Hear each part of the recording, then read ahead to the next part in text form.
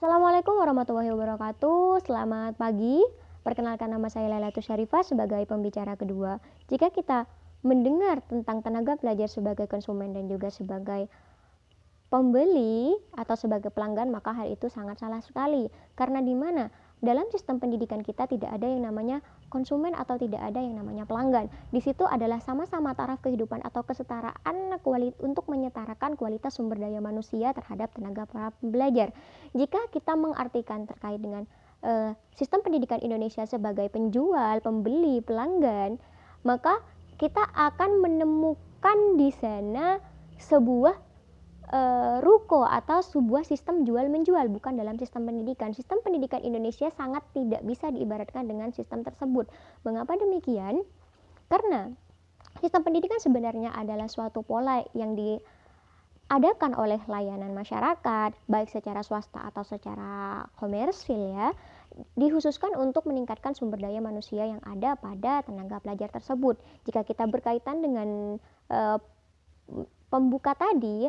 pembuka pemerintah yang menyatakan untuk komersialisasi pendidikan adalah sesuatu yang tidak baik, menurut saya itu kurang tepat. Karena mengapa? Ada beberapa sisi positif dengan adanya komersialisasi pendidikan. Salah satunya, jika ada komersialisasi pendidikan, maka pajak yang harus diturunkan oleh pemerintah untuk mensubsidi bantuan di sekolah-sekolah itu juga menurun. Karena lembaga pendidikan bisa menarik atau bisa mengambil shift dari tenaga pelajar sesuai dengan kebutuhan yang dia butuhkan untuk pendidikannya. Yang kedua, jika ada komersialisasi pendidikan, maka otomatis ada komersialisasi gaji juga bagi tenaga pengajar. Tenaga pengajar yang memiliki kualitas yang semakin baik, maka dia juga berhak memiliki taraf hidup yang semakin baik dengan cara shift atau bayaran dari tenaga pengajar juga semakin baik. Hal ini juga menunjang aspek ekonomi Indonesia yang makin mensejahterakan tenaga pengajar, sehingga tenaga pengajar juga memiliki ekonomi yang lebih baik. Yang ketiga, lembaga layanan pemerintah justru akan meningkatkan atau bersaing secara lebih intern, meningkatkan kualitas layanan, meningkatkan kualitas sekolah, meningkatkan kualitas baik secara fasilitas, kurikulum pendidikan, tenaga pengajar. Mereka akan berlomba-lomba untuk sama-sama menarik mahasiswa. Hal ini bukan diambasadori terkait tentang kualitas yang baik, karena ketika kita masuk ke dalam dunia pendidikan, yang kita butuhkan adalah kebutuhan kita di dalam melaksanakan belajar dan juga mengajar. Fasilitas yang baik juga mendukung lebih mudahnya pelajar untuk memahami suatu materi atau suatu pembelajaran.